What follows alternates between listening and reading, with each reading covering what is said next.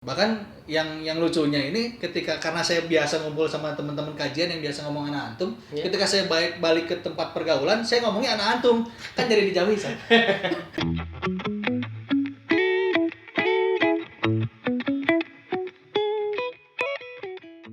Gitu kan. Nah, dari Hasmi kemudian saya dengan teman-teman waktu itu memutuskan bikin komunitas sendiri, namanya Bandung Bertauhid. Karena adanya kebutuhan yang cukup mendesak waktu itu di salah satu daerah lah di kota Bandung ini. Di situ ada satu lokasi di mana masjidnya cuma ada 2, kelenteng ada 7, gereja ada 5. Dan pemuda-pemuda yang Islam itu lebih aktif di kelenteng daripada di masjid. Kenapa aktif di kelenteng? Karena mereka belajar barongsai dan lain-lain. Masjidnya kosong.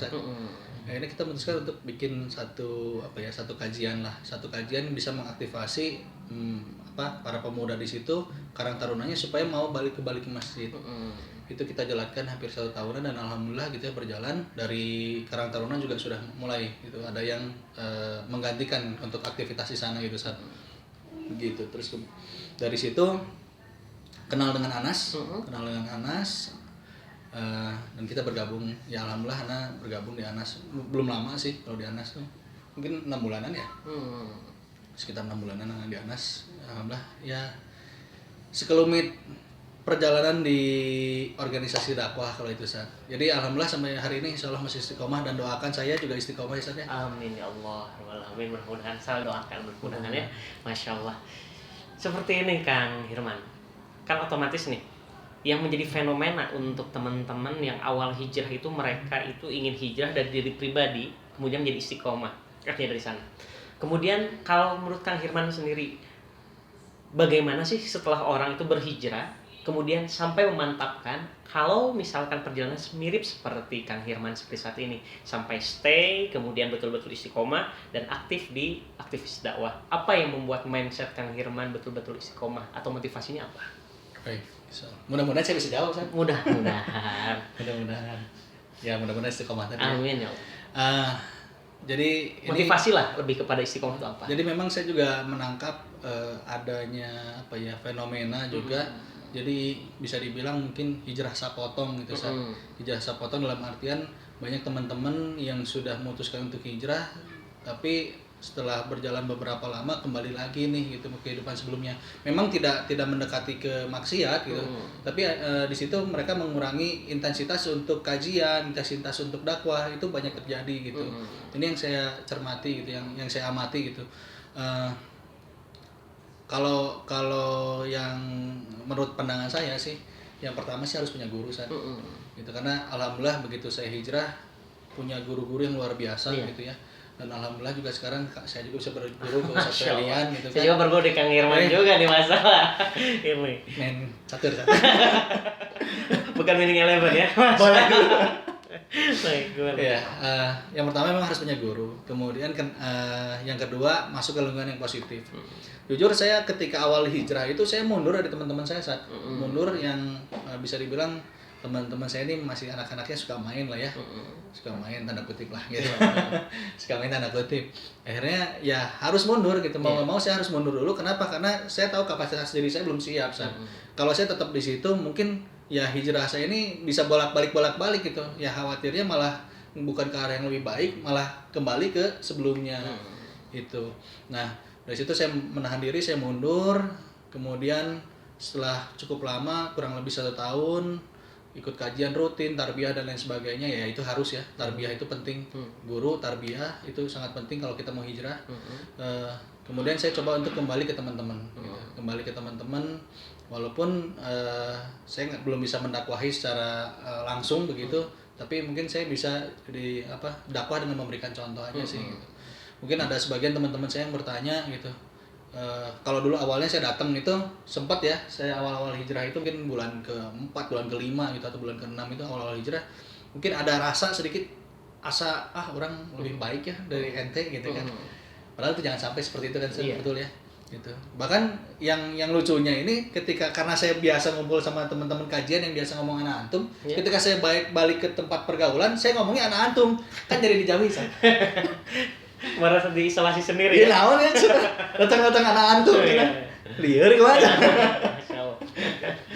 Ya, Itu kita harus bisa menyesuaikan kan saatnya. Artinya dakwah butuh penyesuaian tuh kayak gitu Betul, ya. Masya butuh Allah. penyesuaian gitu. Jangan tiba-tiba udah biasa aing maneh sia urang gitu kan. Terus tiba-tiba anak antum kan. Lekoh lagi kan. Iya. Bingung. Pakai IFA antum gitu nggak? Antum. Nggak ya? Enggak. Ya itu saya sempat seperti itu sih gitu. Akhirnya saya mundur lagi. Terus coba belajar lagi, ternyata realita zamannya juga harus kita ikuti gitu. Bahwa realita zaman seperti ini mungkin kita masuk dengan cara-cara yang lebih lebih smooth lah gitu.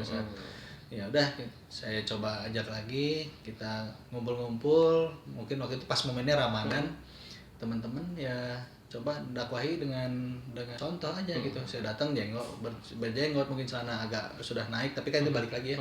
Saya kembalikan, mereka banyak nanya gitu masalah kenapa jenggotan, mungkin kenapa celananya naik gitu. Saya cuma jawab, ya ini pilihan, saya bilang. Di Islam kan tidak memaksa, dan ada yang berpendapat A, ada yang berpendapat B. Saya mengambil pendapat yang ini. Oh gitu, sesimpel itu? Iya simpel gitu. Islam ada simpel, saya. Nah itu jadi contoh buat mereka. Akhirnya ya sedikit demi sedikit mereka juga mau ngaji lagi gitu. Kemudian juga tadi punya guru tarbiyah, terus juga jangan mau rugi. Kalau menurut saya sih jangan mau rugi dalam arti kita tetap harus belajar benar sungguh-sungguh gitu. Dari Qurannya kita tetap harus kembali lagi belajar lagi cara baca Quran yang benar, tahsinnya kita perbaiki, kemudian mungkin belajar bahasa Arab atau lain sebagainya gitu. Karena banyak sekali kalau saya lihat juga kenapa mudah-mudahan saya bisa istiqomah, karena banyak sekali aktivis dakwah di luar sana tapi ruhiyahnya kosong, tidak tertarbiyah gitu. Ngegas ya saya bantuin kajian tapi tarbiyahnya nggak pernah ikutan, akhirnya futur gitu. Ya mudah-mudahan kalau menurut pendapat saya sih kalau mau istiqomah ya harus punya guru, harus rajin menuntut ilmu, berkumpul dengan orang-orang yang soleh gitu. Masya Allah nih, begitu inspirasi buat kita semuanya nih Kang Hirman. Kang Hirman nih sebelum nanti di akhir ya, artinya seperti ini. Apa yang Kang Hirman rasakan dan ibaratkan saran apa untuk teman-teman dengan yang disebutnya feel yang Kang Hirman rasakan dalam hijrah ini, sehingga mereka itu betul-betul ketika mereka hijrah dan istiqomah, betul-betul yang tadi setelah hijrah kan untuk pribadi nih, nah, otomatis kalau baginda kita Nabi Muhammad SAW kan sudah mendapatkan gelar al-amin, itu udah pencapaian yang dikatakan itu untuk pribadinya. Tetapi setelah gelar al-amin itu kan diangkat menjadi rasul. Dari sanalah itulah yang menjadi kita, bagaimana motivasi Kang Hirman sendiri untuk memberikan saran pada orang-orang yang sekarang itu proses mereka sedang menuju hijrah. Setelah hijrah itu seperti apa nanti ke depannya untuk mereka menguatkan istiqomah mereka. Saran buat teman-teman. Sarannya bingung kan. Sesuai yang dirasakan. What do you feel lah, ya. hebat kan kayak ngomong bahasa Inggris lah. Atau mada tashor. Karena Masya sama kene anu bahasa Sunda naon nu maneh rasakeun lah gitu. Gitu apa? Jadi gini yang saya awal rasakan itu, jadi ketika kita hijrah jangan mau hijrah cuma sendirian lah gitu Jadi kita ajak teman-teman kita, ayo kita hijrah bareng. Kenapa itu? Karena itu indah serius indah banget ketika kita bahkan saya tuh ngelakuin begitu saya hijrah itu saya cari teman-teman saya yang udah mulai posting-posting tentang Islam, tentang hadis, tentang Quran. Kenapa? Karena saya pengen punya teman lebih banyak yang memang sama-sama punya visi ke depan bahwa kita itu bisa berteman nggak cuma di dunia tapi di akhirat. Itu sih yang bikin saya itu kenapa semangat gitu di jadi fasilitator dakwah lah gitu, seperti itu. Kenapa bisa istiqomah sampai sekarang ya alhamdulillah, walaupun mungkin sebelumnya disebut jauhi tapi sekarang ngerasa makin banyak temennya yang betul-betul temen inilah teman-teman yang soleh. Jadi hijrah itu supaya istiqomah kita bentuk ekosistemnya orang-orang yang soleh gitu. Mulainya dari kita ngajak teman-teman kita yang pasti nggak dengan cara yang menggurui mungkin, apalagi kita ya mungkin bukan orang yang berilmu, tapi kita lebih ke sharing aja sama mengajak, itu doang sih gitu. Itu ya, Masya Allah nih, amazing banget nih Kang Hirman nih, saya juga agak bergetar ngedengarnya. Masya Allah, Kang Hirman jangan sampai artinya bosan ya, suatu saat nanti kita diskusi lagi ya, karena pastinya adalah ini perkenalan, introduce kita. Tapi kedepannya mudah-mudahan kita bisa sharing lagi, karena kembali lagi, kalau misalkan, kalau menurut saya seperti ini, kalau kita nggak bisa ngobrol depan mimbar, tapi dengan obrolan bisa mengena dan didengarkan oleh orang-orang lain, itu juga disebut dakwah. Iya. Karena disebut dakwah itu mengajak pada kebaikan, arti dari sana. Dan mudah-mudahan podcast ini pun atau bincang-bincang ini pun menjadi inspirasi buat teman-teman sekalian. Amin. Khususnya. Dan jangan lupa nih untuk teman-teman juga untuk di-download aplikasi apa? Umat, sosial media Masya umat Allah, muslim. Masya Allah. Nanti ada di deskripsi yang Ada kemudian. Ustadz Felian setiap Kamis jam 4 sore. Masya Allah, jadi promosi ini. Kemudian nanti juga Instagram Kang Firman apa namanya? Aduh, saya lupa Hirman Hadianto. Ada info ini ya, insya Allah. Hirman Hadianto. Insya Allah. Ada di sini? Iya, ada. Masya Allah ada, insya Allah. Mudah-mudahan bisa dicek di deskripsi atau nanti akan dicantumkan nanti di bawah ini. Insya Allah. Jazakallahu khairan atas segala perhatiannya Kang Hirman. Hatur nuhun. Sama-sama. Mohon maaf nih. Jangan bosan sama saya saja. Insya Allah. Setelah ini kita diskusi lebih panjang juga ya, Oke, insya Allah. siap. Tapi nggak direkam. Karena pergerakan yang begitu hebat, insya Allah.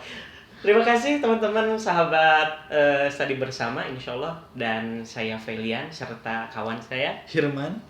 Kita mohon undur dan pamit. Jazakumullah khairan. Kita tutup dengan kafaratul majlis bersama-sama. Subhanaka Allahumma wa bihamdika asyhadu an la ilaha illa anta astaghfiruka wa atubu ilaik. Wassalamualaikum warahmatullahi wabarakatuh. Jangan lupa bagi teman-teman Study Bersama untuk like, comment, share, dan subscribe channel ini sehingga channel ini menjadi channel yang bermanfaat untuk kita semuanya.